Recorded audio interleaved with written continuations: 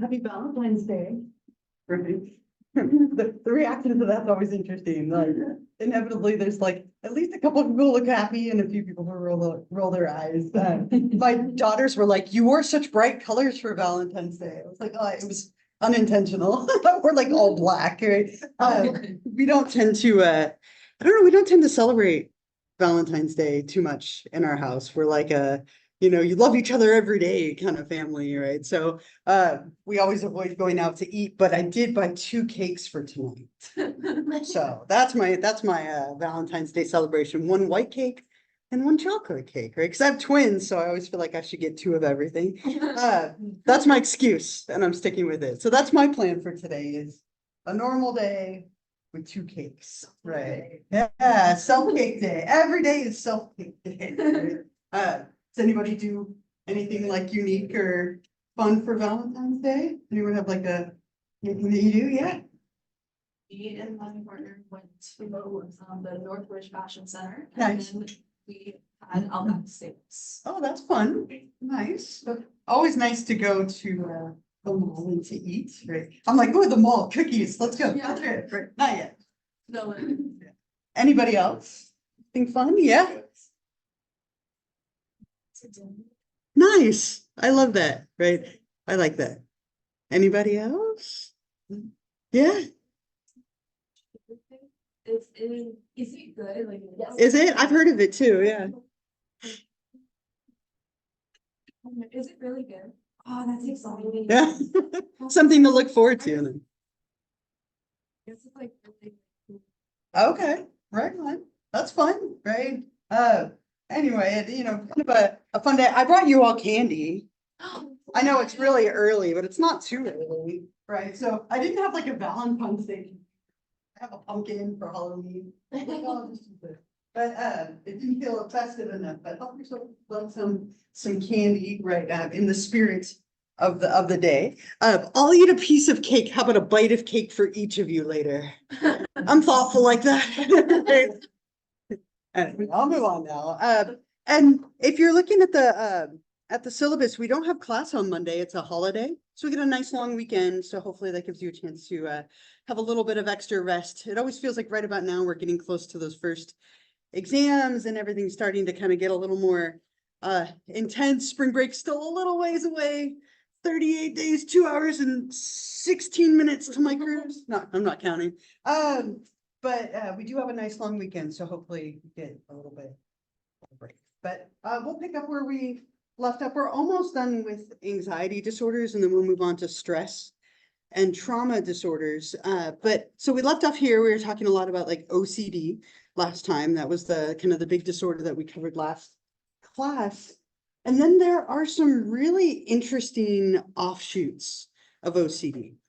Now, these have kind of been housed in different areas over the years, but now they're considered what are called obsessive compulsive related disorders. So they have elements in common with OCD, but they're a little bit different, enough so that they each have their own like diagnosis and designation. But these are disorders where people have like repeated behaviors that they're performing, which are often driven by some kind of anxiety or disruptive thought. So they have that element in common with OCD, which is why they're considered OCD related disorders. And there are a few of them: hoarding, trichotillomania, which is probably the most fun of all the disorder names to say, excoriation, and then body dysmorphic disorder.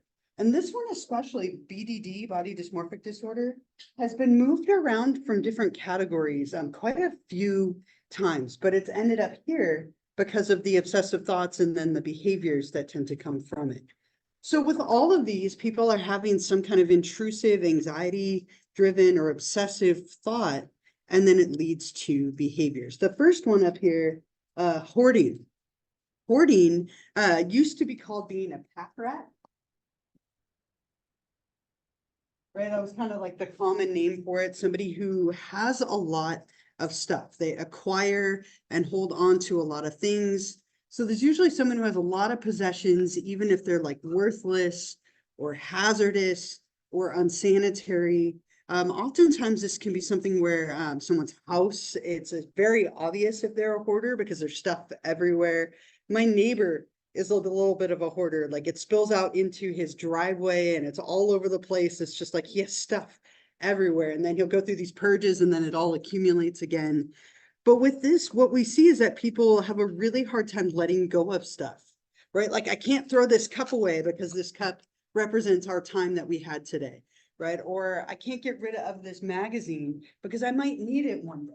Or, or maybe this item is, something I can like repurpose and make worth like money and resell it, but I never get to it.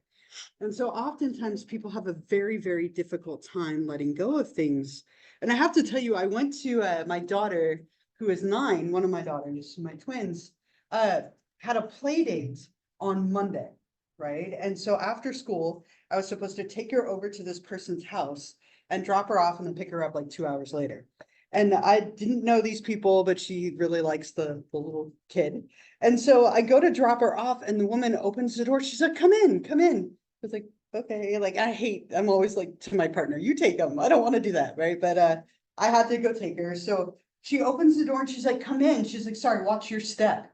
And I looked down and like very obviously a hoarder. Like I've never had more of a like, I went to take a step in and I just wanted to like step back out, right? Like there was just stuff everywhere. She had like a little pathway like carved where you could walk in. And she's like, I'm sorry, I need to do some cleaning. And I'm like looking around like, I was like, yeah, like, okay, bye, I'm out of here. I didn't even want to walk in because she had so much stuff. It was like everywhere. And that's very common with hoarding. People have a hard time of getting rid of stuff. And they just kind of pack it away, or they buy a lot of things that they don't need, and then they like may not even open them at times. Yeah. Not with my first ones, but she is has supporting this right? Yeah. And her like entire house, like they like she has to literally like move out of it, and they have to like go and get rid of everything. She would like freak out over something, throwing away newspapers from like 20 years ago, and she was company and they were from 20 years ago, 30 years ago. So she like I have to stand back to the Oh, it's so difficult when they go to get rid of stuff like that, right? And it's not like, what if I need it? Like I'm attached to it. And it's, like you said, a meaningless newspaper from 20 years ago that like, you could probably find digitally just as easily and you wouldn't have to hold on to. But it becomes a problem. People can't live in their own homes. They get storage units like for all the extra stuff. It just becomes really, really problematic. There used to be a ton of shows about this on TV. I always like to watch them because they were so like horrifying. I found like a little like 1 minute clip from an old one of them just to show you what this could look like. And it can be stuff, it can be pets sometimes for people. It can be a wide variety of things. But the idea is that people just, it becomes unsanitary, sometimes even almost unlivable. So let me show you, it's just a brief clip, but it, I think, gives you kind of a spectrum.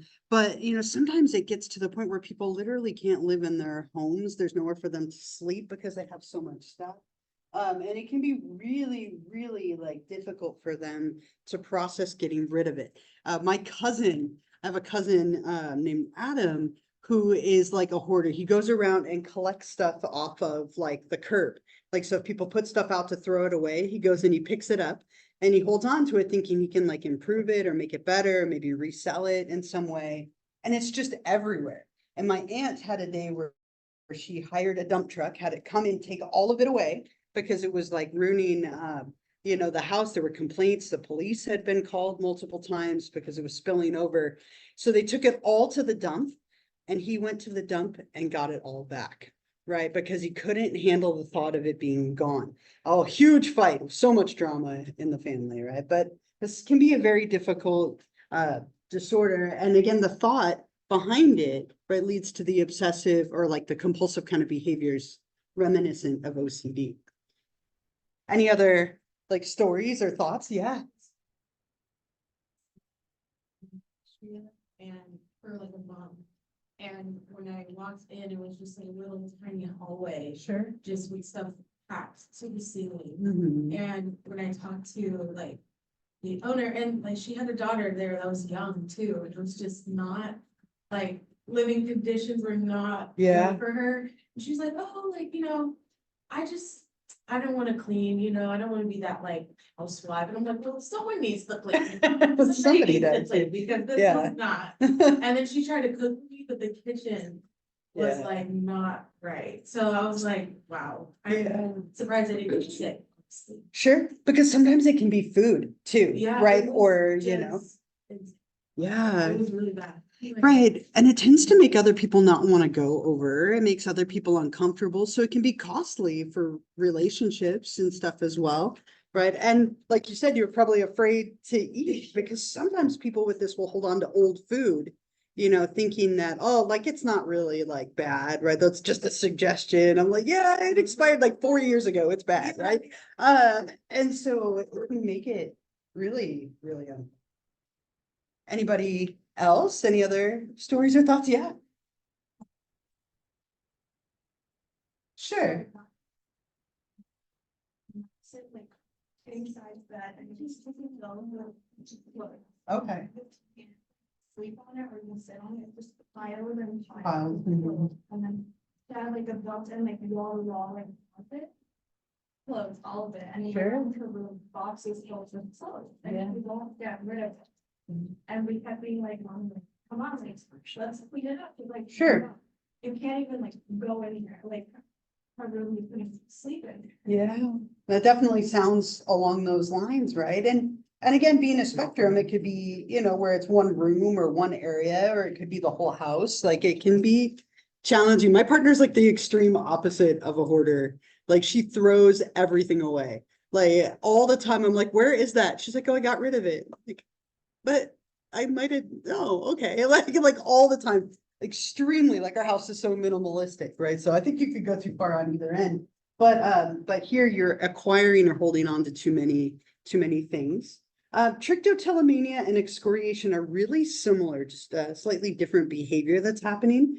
But it's really common for people to have them occur together or maybe even like morph from one into the other. Hair pulling disorder is when people pull their hair out. Right. And it can be the hair on their arms or their legs or their head. Oftentimes people will have large bald patches in places where they're pulling the hair out. Sometimes it can be mindless. You're doing it without realizing that you're doing it. And other times it can be very, very purposeful. It's often driven by anxiety. People do it as like, almost like a soothing response. And it's not uncommon for people to have little tics when they're anxious, whether it's like wringing their hands or maybe playing with their hair or something like that. I tend to spin like my ring on my hand, like when I'm like anxious or like fidgety, but people with this will pull hair, right? And again, it can often lead to like big patches of hair being missing.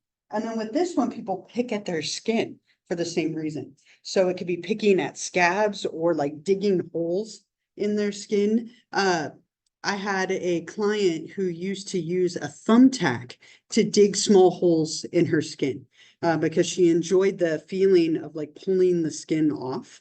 And other people, again, it can be kind of mindless, but this can lead to infections where people have open wounds everywhere. It's often very obvious if it's extreme. And both of them are typically in response to anxiety. And so you have to teach people other ways of dealing with that. There's a lot of really cool like fidget and picking toys that people can get. I saw this really neat little like glove that you put on and it's got little strings and things ever on it that you can pull and pick at instead of your skin.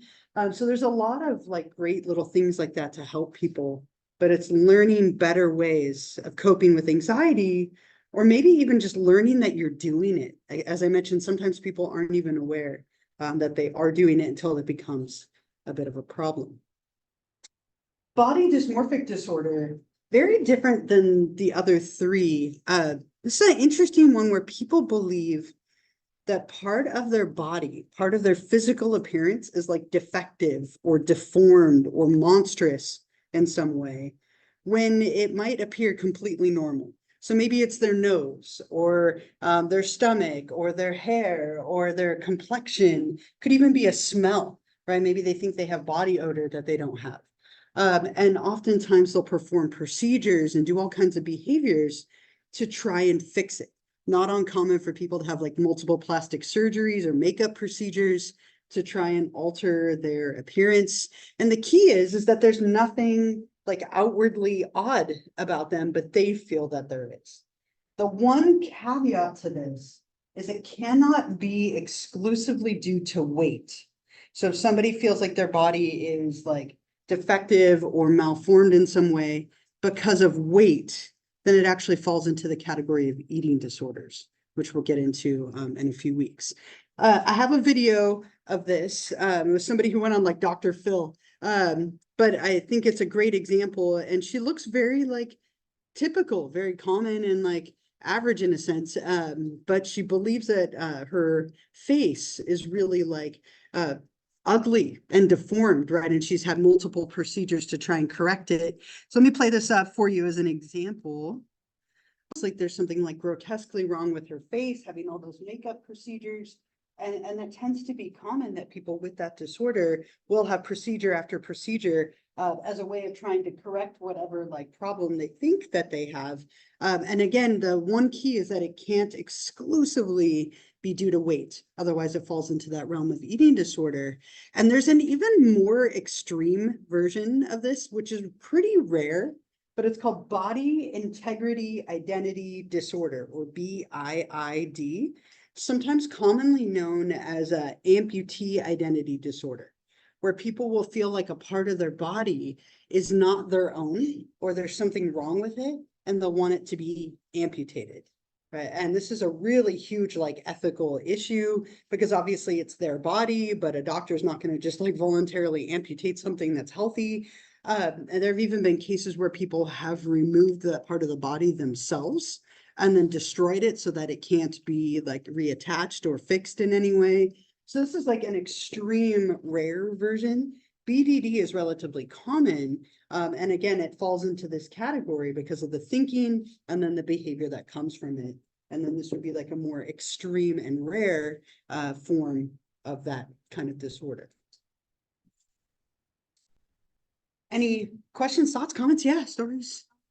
So, I actually had severe trichotillomania when I was a teenager. Sure. And basically like it was the hair on my head Mhm. and like I had bald spots and everything. It started when I was 14. Like I remember the first day it started and it was like on a cruise ship. Mhm. And then when I was like 18 or 19, I went on a cruise ship again and I was like, this is it, I'm gonna quit. And I actually am like 1 year clean now. Nice. Do you know what started it, or were you doing I it think I was mindlessly, or? having things. Mm-hmm. And then it kind of just kept happening. It like was a mixture of like sometimes doing it like when I was at my worst, doing it mindlessly and like doing it like intentionally because Sure. it like felt so like relieving to like pull out the hair. Yes, a lot of people find the like little burst of pain from like one little hair follicle to be grounding or like calming in a Like, way. I really explain that to someone who's never felt it like Sure. yeah. Yeah. It's not uncommon. I mean, and a lot of people will do it a little bit, but it can hit the point where like you do have bald patches. I don't know if my daughter would be very happy with me for this, but she's 9, so she'll never know. My daughter Emma has this really intensely, and she pulled out all of her eyelashes and all of her eyebrows. And so it started during COVID, right? Like started back during like 2020, 2021. And she didn't necessarily even realize she was doing it, but like everyone started teasing her because she looked strange, right? She had no eyebrows and no eyelashes for a period of time. And then because people had noticed it so much and were teasing her, it moved more to this, of her picking at her skin. And she's in therapy for it, right? And it's oftentimes, as I said, and kind of like you were saying, it can be a little bit of a combination of, absent-minded, I'm not even aware, and the like it's relieving in a way that the pain or like the sensation of it becomes kind of addictive in a sense. Any other thoughts or comments, questions, stories, anything else related to anxiety disorders in general before we leave them behind? Okay. All right, then we'll move on to the next chapter for the rest of our time today, which is chapter 5. Let's start this back. Disorders of trauma and stress. Right? Hopefully none of you feel like this guy. Not quite yet, right? That's for finals week that we save that feeling, right? Like for later in the semester. But we'll talk a little bit about stress. You know, what is stress? How does our body respond when we're stressed? We'll talk about trauma. What is trauma and what effects that can have? And then some of the common disorders. So disorders related to like a traumatic event. And then disorders like dissociative identity disorder and the dissociative ones that are related to typically like a trauma early in life. So a lot of kind of interesting things in this chapter. And stress is something that we all experience, right? Stress is common, right? I guarantee most of you, if not all of you, are probably to a degree stressed out, right? Between work and family and school and life and money and whatever we want to add on there, stress is really, really typical. And we all experience it, right? It's normal. And to a degree, stress can be motivating and helpful, but if it crosses a line, it can be detrimental and it can get in the way. So stress is kind of a pronged thing, right? It's a state of psychological tension or strain, but it's also how we respond to things in our life that we perceive to be stressors. And a stressor can be literally anything from an exam to technology to, traffic to trying to be on time. It can be literally anything. And what stresses one person out might not stress another one out. I don't tend to mind traffic, for example, right? Because I'm always so early to everything that I typically have plenty of time, no matter like when I'm supposed to be there. I was going to be early anyway. But my partner hates traffic, yells at the people in the car. And sometimes my kids will start yelling at people. And I'm like, yep, that's your mom right there. I can hear it, right? Like, what's wrong with you? and so on, and sometimes worse, right? But everybody has different stressors, right? And so stress is more how we like appraise an event and how we respond to it than the actual event itself. And as I mentioned, stress can be a little bit adaptive, but if there's too much of it, it can be crippling. I have a video that I sometimes play in my intro psych class. It kind of goes over like a little bit of what is stress and how it affects our body. And then we'll break it down and talk about it. But let me play that for you. I think it's really helpful. About the idea that stress can be kind of adaptive, right? To a point, we do need stress to motivate us, but it can cross a line and be problematic. There's a lot happening in your body when you're stressed out, like a lot. It affects a lot of different systems. A lot of neurotransmitters and hormones are released as a result of stress. So let's take a look at that for a few minutes, just to kind of understand what's happening. Whenever there's a stressor, whether it's an exam or something more like immediate, like causing more of like a fight or flight kind of response, stress activates one structure in your body first, a structure in the brain called the hypothalamus. The hypothalamus has a lot of different like elements to it and a lot of responsibilities, but it tends to play a role in regulating homeostasis or balance. And so when this hypothalamus is triggered, it's going to set into motion a bunch of different things happening that cause your body and mind and to respond physically. Yeah. Main difference between So the amygdala is in charge of emotional reactions to things, right? So it plays a huge role in emotions, which are obviously a big part of stress too. They're part of the same like limbic system. So they're very like adjacent in the brain. Emotions. Yeah.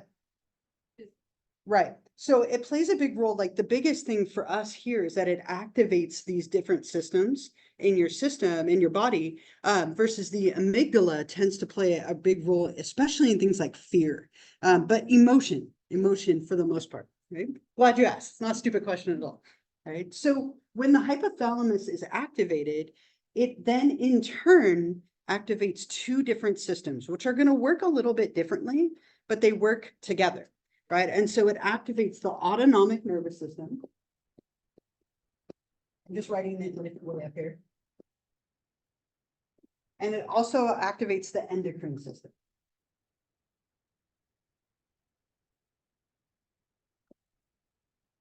So one is a nervous system and one is a system of glands. The autonomic nervous system connects all of our like central nervous system to the other parts of the body. It controls a lot of the very like involuntary automatic functions within our system. It always helped me to remember autonomic sounds a lot like automatic, right? It's stuff that's very automatic, that's mindless and involuntary in a way. I'll come right back to this, but if you're like, where is the autonomic nervous system? If you need a little more context, our nervous system is divided into two branches. Right? So we have the central nervous system over there on the right. And the central nervous system, I was going to say it's just the brain and spinal cord, but the brain and spinal cord are a lot, right? So it's the brain and spinal cord in yellow. And the peripheral nervous system is everything branching out, everything that's periphery to the central nervous system. So it's all the other nerves that come off of those two areas, right, that allow us to like pick up information and react to the environment and so on. The peripheral nervous system divides twice, and one of them is the autonomic nervous system, right? So the autonomic nervous system is like our glands and organs, and it also divides again, right? And then the somatic is like our skin and muscles, soma meaning body and skin. So if you were just wondering for context, where is the autonomic nervous system? It's a branch of the peripheral nervous system that controls a lot of those like automatic, involuntary sort of functions. So the autonomic nervous system will be triggered and activated. That's the nervous system side. And then the endocrine system is also activated. And the endocrine system is all of our glands, right? The pituitary gland, the pineal gland, the reproductive glands like the ovaries and testes, the adrenal glands on the kidneys, right? So they operate in very different ways, but in tandem. And whenever we're stressed, that hypothalamus kicks both of them into gear and they both start reacting and releasing chemicals into our body. And we feel those chemicals, right? Like when we're nervous and when we're stressed, we get headaches and stomach aches and we start to feel it, right? And it can even change the way that we're able to focus and think. I don't know if any of you get like test anxiety, for example. Like a little bit of anxiety is normal, but sometimes people will get so anxious that they literally shut down and can't think because the stress levels are so high. And a lot of that is chemical, a lot of the chemical stuff happening in our body. So let's look at these each a little bit more. I'm just kind of giving you an overview here. And then if we look at the autonomic nervous system side, just a little more, your autonomic nervous system divides into the parasympathetic and the sympathetic nervous systems. It divides two more times, right? Into parasympathetic and sympathetic.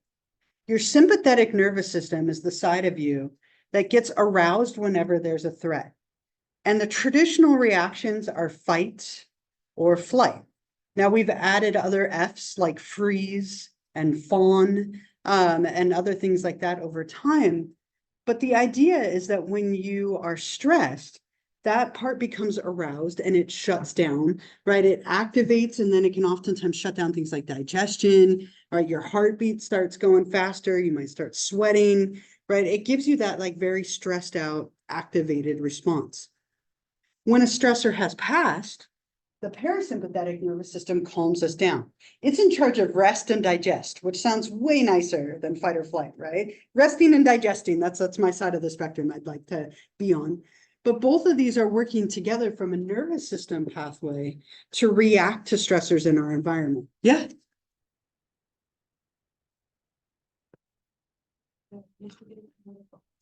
Uh-huh.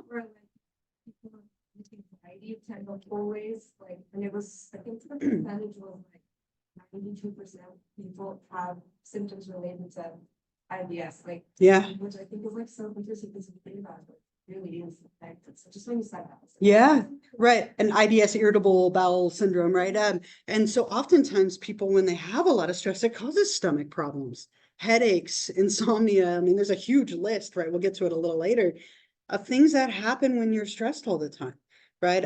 And I imagine a lot of you have experienced those things, right? From headaches to stomach aches and not being able to sleep and so on. They're relatively common, sadly, because we live under a lot of stress. typically. So from this side, right, these systems are going to release neurotransmitters.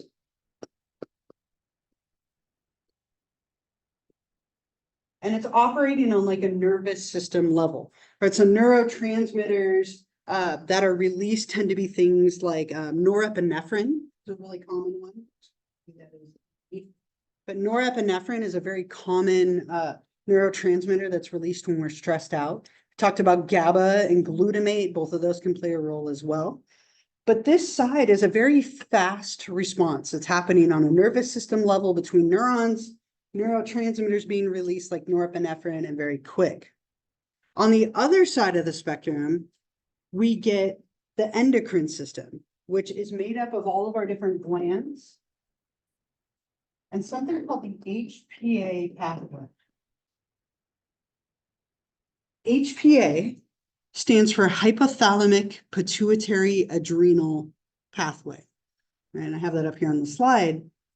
And what happens is when this pathway is activated, all of these different glands are going to release hormones into our bloodstream, which are going to cause us to react to stress and have some of these reactions that we're talking about. Major hormones, I have them at the bottom here, are ACTH and cortisol. Cortisol is like the major stress hormone, and then ACTH stands for adrenocorticotropic hormone, which you don't need to know. But these hormones are released into your bloodstream, and all together, this causes that stress response. So when we're chronically stressed, it takes a toll on our system. A little bit of stress, again, fine, but when we're stressed all the time, we might have a higher heart rate, high blood pressure. It can cause us to have stomach issues, headaches, all these things that we've been talking about. Okay, so just know that there's a lot going on. Oftentimes we have this attitude of like, oh, it's just stress, it's not a big deal. But years and years of chronic high levels of stress can take a toll on your body. Any questions, thoughts, anything related to this so far? So one of the big things that we see when it comes to stress in this chapter, more than like typical day-to-day stress, what we're more interested in is trauma. Okay, so from this disorder like perspective in this chapter, we're focusing on people experiencing a traumatic event. And trauma can be anything. Right? Trauma is some kind of extraordinarily stressful event or experience that leaves you feeling unsafe or maybe helpless. It can cause physical harm, something like a car accident or being attacked, but it could also be an emotional trauma or psychological trauma or a childhood or an attachment related trauma. Lots of different types of trauma can happen.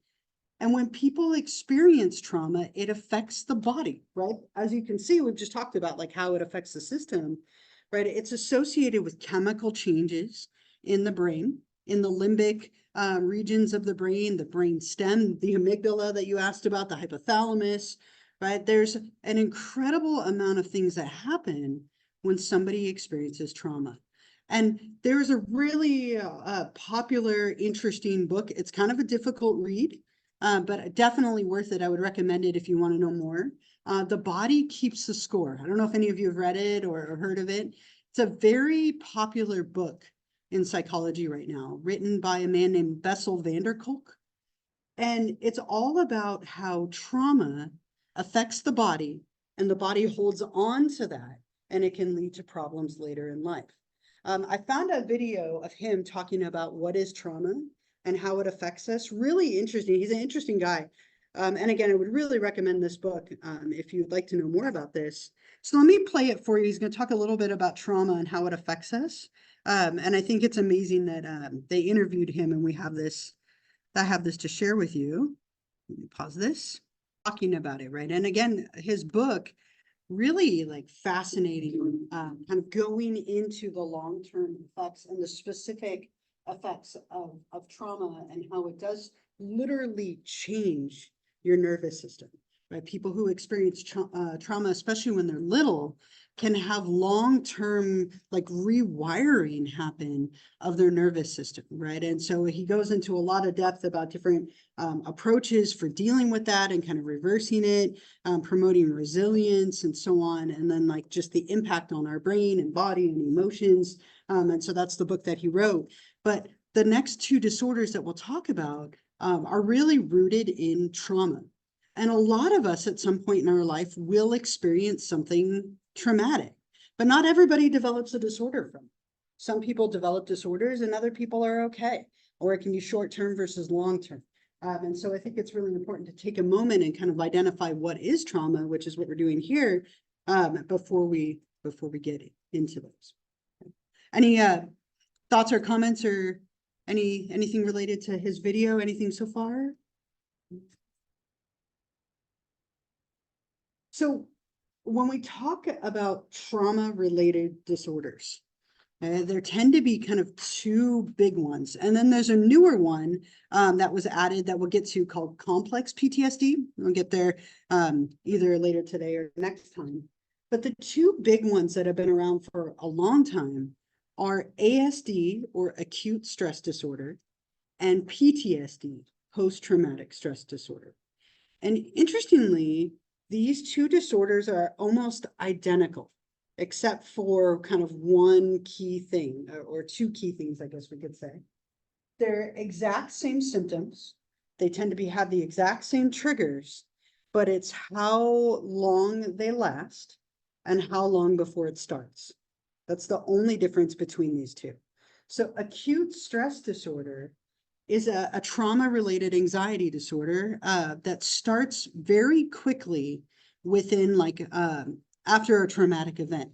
And I don't know, this might be a little insensitive, but the way that I've always remembered this is it's just a cute little disorder, right? It's much smaller than PTSD, right? Like whatever you can do to remember things, right?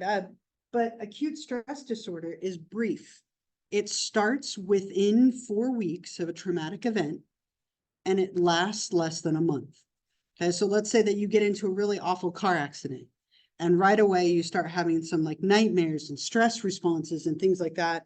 But within a month, it kind of fades and goes away and you're okay.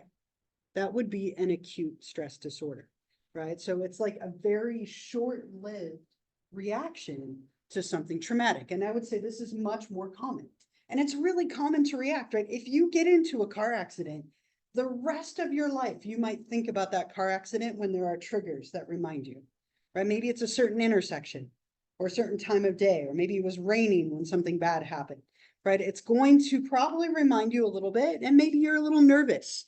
But my partner got hit in an intersection like 10 years ago at this point. She was turning left at a stoplight and somebody plowed straight through her. They ran the light, plowed into her. She was fine. Car was not so fine, right? But every time she's turning left at a light, I see her go like this. Like 10 years later, every single time, like she'll turn left and she like hunkers down like she's expecting to get hit, right? And I would say that's completely normal, right? Or maybe you had something bad happen at night, so you're always like a little like wary at night. Those are normal reactions, but somebody who has one of these two might not ever drive, might avoid that intersection, or like they have a much more severe reaction. Yeah. Or triggers that might want to someone to do everything. Yeah. Yeah.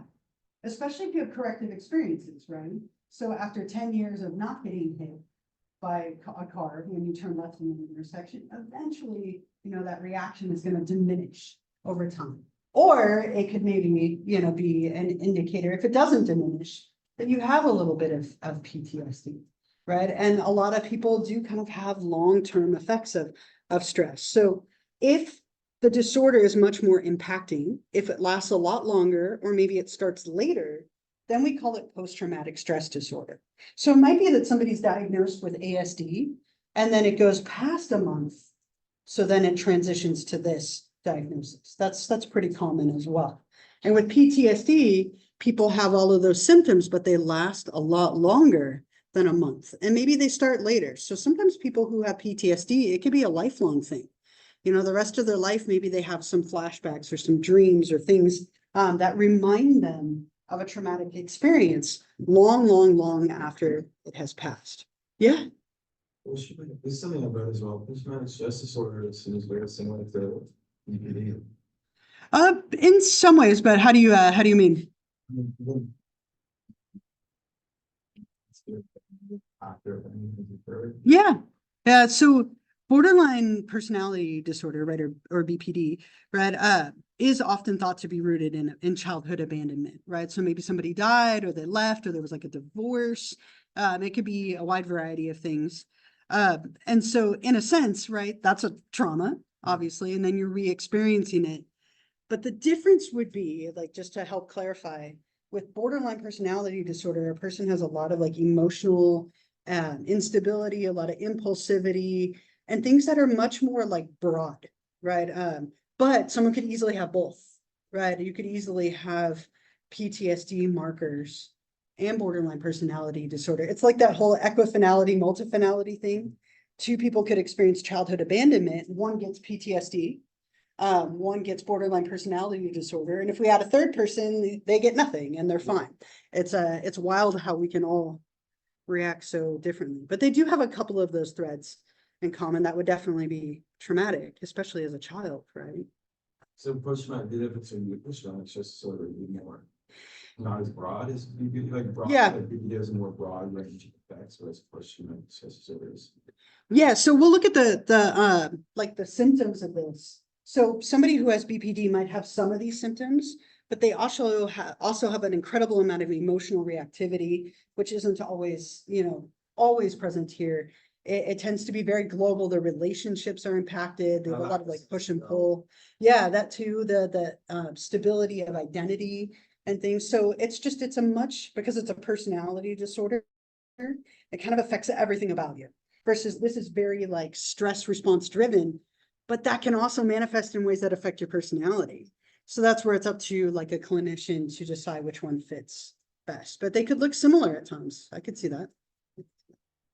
So some of the things that people experience with both of these, because remember, they're very similar except for timing, is people re-experience the traumatic event. I like to think about this as it's almost like it haunts you in a way. It won't leave you alone. You have dreams about it. You think about it.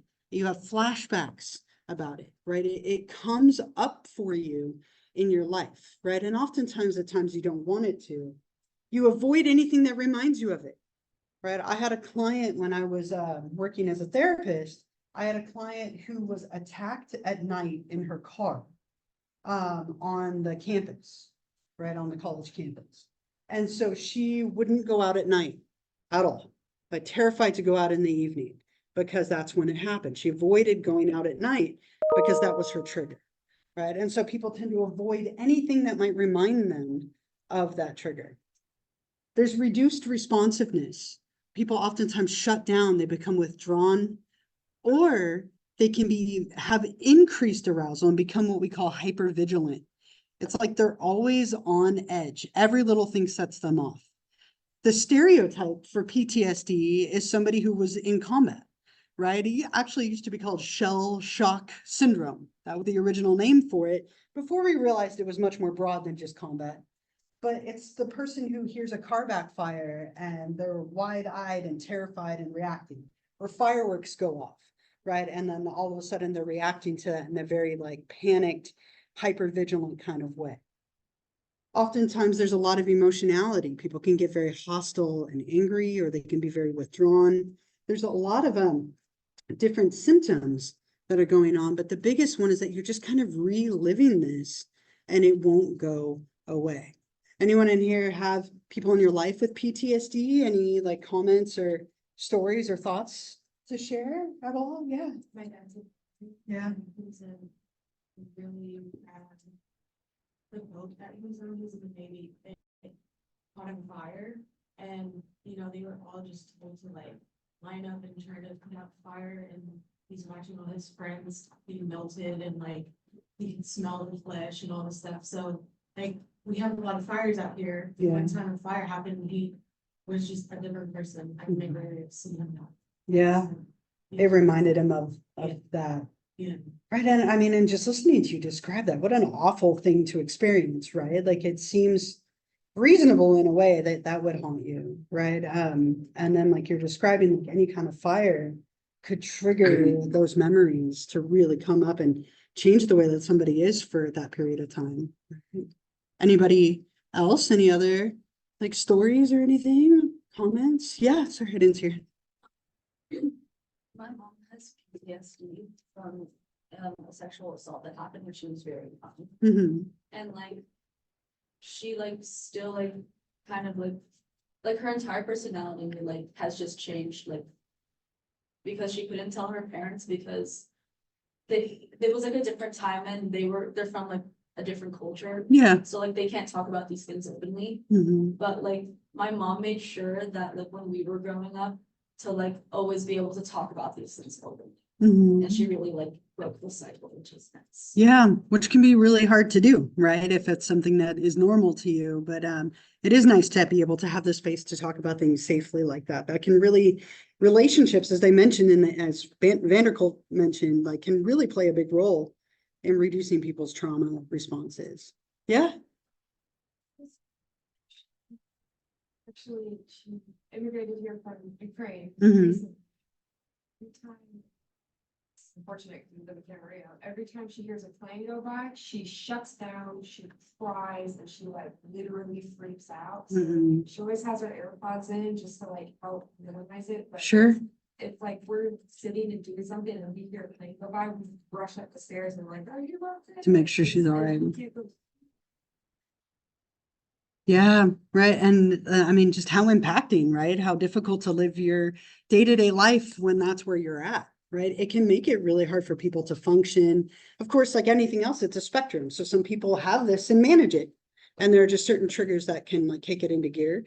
And other people, it can just devastate their life, right? It's kind of all over the place.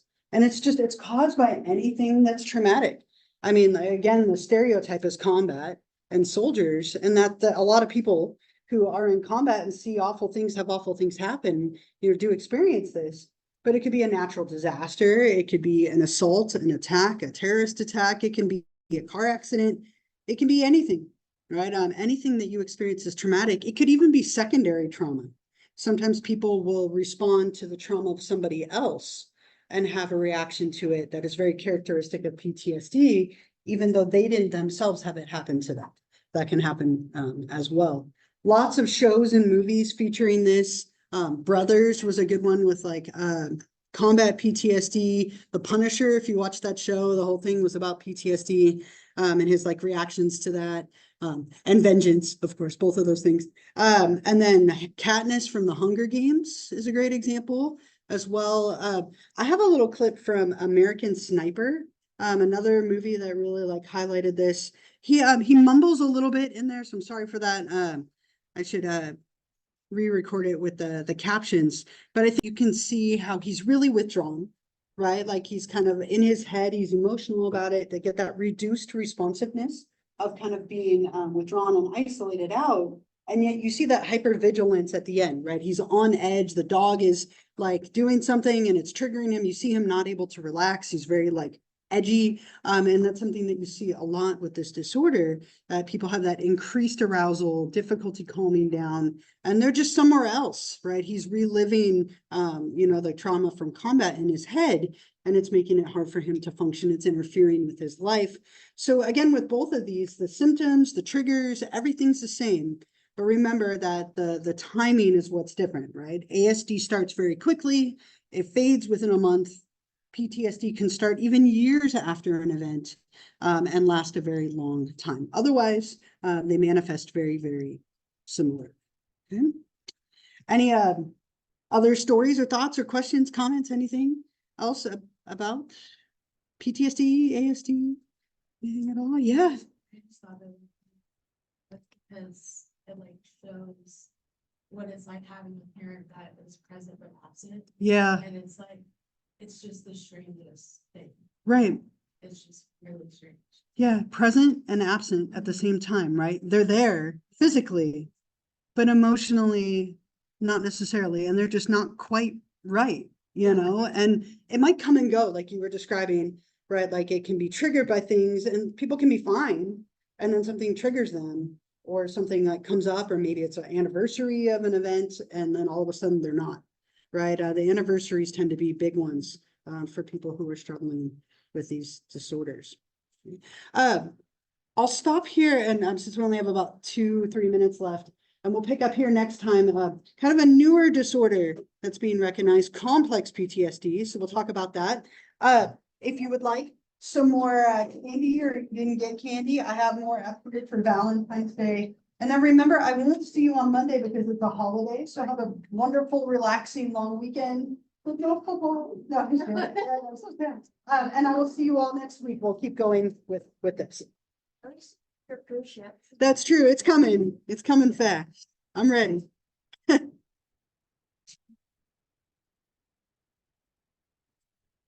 You pass out the attendance. Yeah. Oh, it looks like it's still on that desk over there.